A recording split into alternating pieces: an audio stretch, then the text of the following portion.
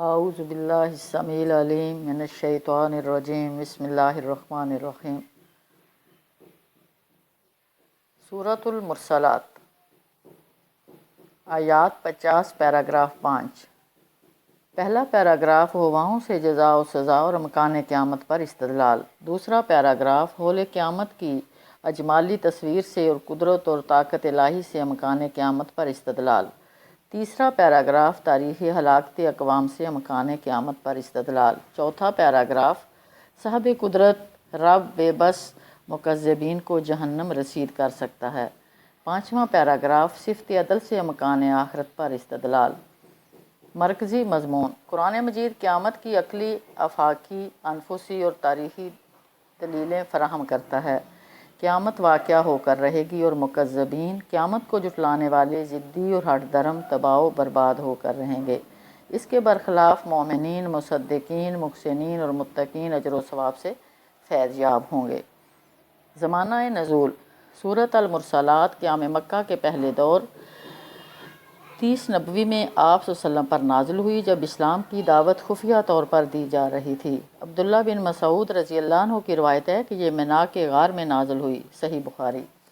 زمانہ نزول: سورۃ المرسلات قیام مکہ کے پہلے دور 3 نبوی میں آپ صلی اللہ علیہ وسلم پر نازل ہوئی، جب اسلام کی دعوت خفیہ طور پر دی جا رہی تھی۔ حضرت عبداللہ بن مسعود کی روایت ہے کہ یہ منا کے غار میں نازل ہوئی، صحیح بخاری۔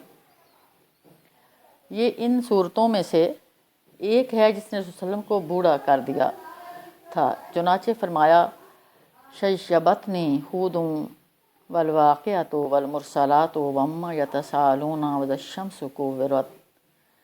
سورۃ ہود، سورہ واقعہ، سورۃ المرسلات، سورۃ النبا، سورۃ التکویر نے مجھے بوڑھا کر دیا ہے، جامعہ ترمذی۔ سورۃ المرسلات کا کتابی ربط: پچھلی سورۃ الدہر میں عاصم اور کفور یعنی گناہگار اور ناشکری کی عادت کی دنیا پرستی اور آخرت فراموشی کا نقشہ ان ہؤلاء یحبون العاجلۃ ویذرون وراءہم یوما ثقیلا سے کھینچا گیا۔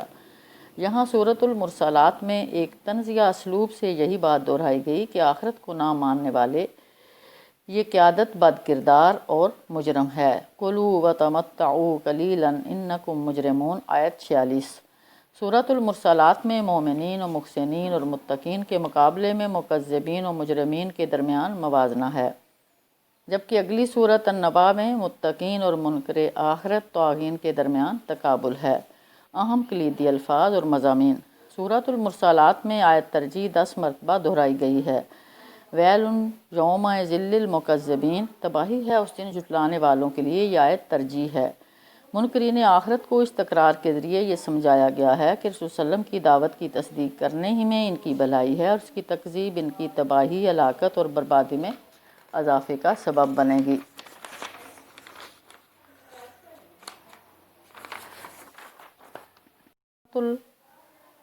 مرسلات کا اختتام ایک سوالیہ آیت پر ہوا۔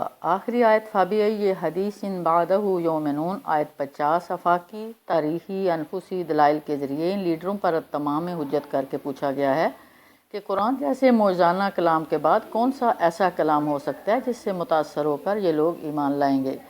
سورۃ المرسلات کا نظم جلی: سورۃ المرسلات 5 پیراگرافوں پر مشتمل ہے۔ آیات 1 تا 7 پہلے پیراگراف میں ہواؤں کی آفاقی دلیل سے جزا و سزا اور امکان آخرت پر استدلال کیا گیا ہے۔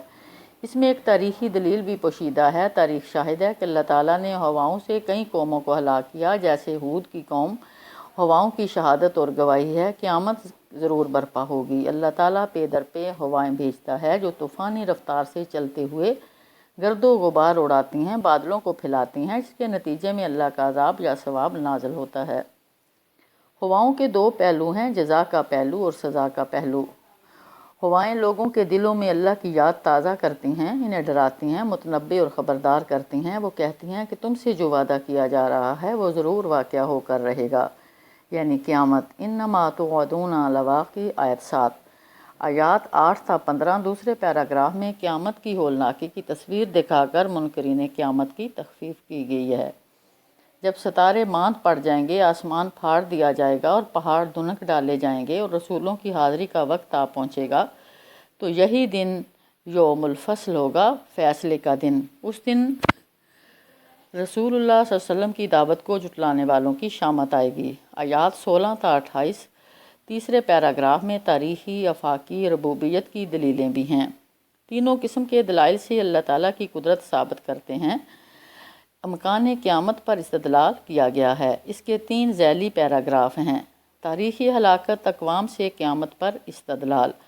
تاریخ سے استدلال کیا گیا کہ اللہ نے مجرموں قوموں کو ہلاک نہیں کیا، اس طرح وہ مستقبل میں بھی مجرم قوموں کو ہلاک کرتا رہے گا، اور بالآخر مجرم اور جھٹلانے والوں کی ہلاکت ہو کر رہے گی۔ اس کے بعد وہی آیت ترجیح، ویل یوم ذل المکذبین، تباہی ہے اس دن جھٹلانے والوں کے لیے، آیت 19۔ دلائل انفس سے قیامت پر استدلال ہے۔ پھر انسان کو اپنے نفس میں جھانک کر اپنے ماضی پر غور کرتے ہوئے اپنے مستقبل پر یعنی آخرت پر ایمان لانے کا مطالبہ کیا گیا۔ اللہ کی قدرت اور حکمت ثابت کی گئی کہ اس نے ایک حقیر نطفے سے ماں کے پیٹ میں حمل ٹھہرایا۔ اس عظیم الشان قدرت رکھنے والی ہستی قیامت کو برپا کرنے کی پوری قدرت اور طاقت رکھتی ہے۔ لوگوں کو آخرت کی زندگی پر ایمان لا کر صحیح رویہ اختیار کرنا چاہیے، ورنہ آخرت کو جھٹلانے والوں کی تباہی لازمی ہے۔ اس کے بعد وہی آیت ترجیح ہے۔ اسباب ربوبیت اور آفاقی دلائل سے قیامت پر استدلال۔ تاریخی اور انفسی دلائل کے بعد ربوبیت کے دلائل رکھے گئے۔ انسانی ضمیر سے پوچھا گیا کہ انہیں زمین پر بلند بالا پہاڑوں پر اور میٹھے پانی کی نعمت پر غور کر کے کیا اللہ کی قدرت اور طاقت کو تسلیم نہیں کر لینا چاہیے اور اس کی نعمتوں پر شکر نہیں ادا کرنا چاہیے، ورنہ قیامت کے دن ناشکروں کی ہلاکت ہو کر رہے گی۔ پھر اس کے بعد وہی آیت ترجیح دہرائی گئی ہے۔ آیات 29 تا 40 چوتھے پیراگراف میں منکرین قیامت کی تخفیف کی گئی۔ یہاں دوزخ کے عذاب کی نوعیت سے، روز قیامت، مکذبین کی بے بسی کی تصویر سے اور اللہ تعالیٰ کی قدرت و طاقت سے منکرین قیامت کی تخفیف کی گئی ہے۔ اس پیراگراف کے بھی 3 ذیلی پیراگراف ہیں۔ دوزخ کے عذاب کی نوعیت سے تخفیف، سب سے پہلے دوزخ کا نقشہ کھینچا گیا۔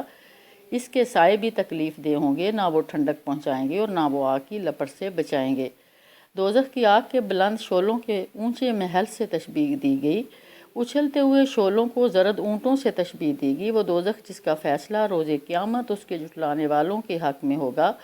پھر اس کے بعد وہی آیت ترجیح دہرائی گئی۔ اس دن قیامت کے دن کو جھٹلانے والی شامت آئے گی اور وہ دوزخ میں داخل ہو کر رہیں گے۔ روز قیامت مکذبین کی بے بسی سے تخفیف کی گئی۔ اگلی ذیلی پیراگراف میں دوزخ کا نقشہ کھینچنے کے بعد جھٹلانے والوں کی بے بسی کا نقشہ کھینچا گیا ہے۔ روز قیامت جھٹلانے والے نہ تو بول سکیں گے اور نہ انہیں معذرت کا موقع دیا جائے گا، کوئی عذر اور بہانہ بھی تراش نہیں سکیں گے۔ ھذا یوم لا ینطقون ولا یؤذن لہم فیعتذرون، آیات 35 تا 36۔ پھر وہی آیت ترجیح ہے۔ یہ دن جھٹلانے والوں کی ہلاکت و بربادی کا ہوگا۔ ویل یوم ذل المکذبین، آیت 37۔ روز قیامت اللہ کی قدرت سے تخفیف۔ آخری ذیلی پیراگراف میں اللہ کی قدرت کا تذکرہ ہے کہ وہ فیصلے کے دن تمام اگلوں اور پچھلوں کو جمع کر کے رہے گا۔ تمام انسان بے بس ہوں گے۔ انسانوں کو چیلنج کیا گیا کہ وہ اللہ کے خلاف کوئی چال چل سکتے ہوں تو اس کی کوشش کر دیکھیں۔ وہ نہ تو قیامت کو روک سکتے ہیں اور نہ ٹال سکتے ہیں۔ اس دن منکرین قیامت کی شامت آ کر رہے گی۔ آیات 41 تا 50 آخری پیراگراف میں منکرین قیامت بد کردار مجرمین کو ڈرایا گیا۔ روز قیامت سے ڈر ڈر کر زندگی گزارنے والے متقین اور ایمان لا کر نیک عمل کرنے والے محسنین کے اجر و ثواب کی تفصیل بیان کر کے منکرین قیامت بد کردار مجرمین کو ڈرایا گیا ہے۔ متقین کے لیے ایسے باغات ہوں گے جن میں سائے، چشمے اور مختلف قسم کے پھل ہوں گے۔ سبحان اللہ۔ ان سے کہا جائے گا کہ وہ اپنے نیک اعمال کے بدلے جنت کی ان نعمتوں سے لطف اندوز ہو سکتے ہیں۔ ایک اہم قاعدہ یہ بیان کیا گیا کہ اللہ تعالیٰ ہمیشہ نیک لوگوں کو ایسی جزا دیتا ہے اور جھٹلانے والوں کو عذاب سے دوچار کرتا ہے۔ انا کذالک نجزی المحسنین، ویل یوم ذل المکذبین، آیت 44 تا 45۔ دعوت کو مسترد کرنے والے رویوں کی تصویر سے مکذبین کی تخفیف۔ متقین کی نعمتوں کے ذکر کے بعد مجرمین سے تنزیہ خطاب کیا گیا کہ اس دن چند روز وہ زندگی میں اس دنیا کی چند روزہ زندگی میں خوب کھا پی لے، عیش کر لے، لیکن قیامت کے دن انہیں ہلاکت سے دوچار ہونا پڑے گا۔ پھر قیامت کو جھٹلانے والے ان مجرم لوگوں کی باطنی خبث کی نشاندہی کی گی، یہ متکبر ہیں۔ جب ان سے اللہ کے آگے جھکنے کا مطالبہ کیا جاتا ہے تو یہ نہیں جھکتے، ان کی تباہی یقینی ہے۔ آخری آیت میں ایک چبھتا اور دردمندانہ سوال کیا گیا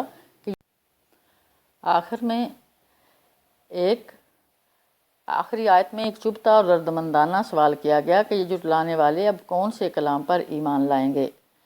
فَبِأَيِّ حَدِيثٍ بَعْدَهُ يُؤْمِنُونَ آیت 50۔ ان کا تکبر، ان کی ضد اور ہٹ درمی قرآن جیسے بلند پائے کلام اور اس کے ہمہ پہلو مسکت دلائل کے بعد بھلا کس چیز سے مطمئن اور قائل ہو کر ایمان کی راہ پا سکتی ہے؟ مرکزی مضمون: قرآن مجید قیامت کی عقلی، آفاقی، انفسی اور تاریخی دلیلیں فراہم کر رہا ہے۔ قیامت واقعہ ہو کر رہے گی اور مکذبین یعنی قیامت کو جھٹلانے والے متکبر، ضدی اور ہٹ درم تباہ و برباد ہو کر رہیں گے۔ اس کے برخلاف مومنین، مصدقین، محسنین اور متقین اجر و ثواب سے فائز یاب ہوں گے۔ وآخر دعوانا ان الحمد للہ رب العالمین وما علینا الا البلاغ۔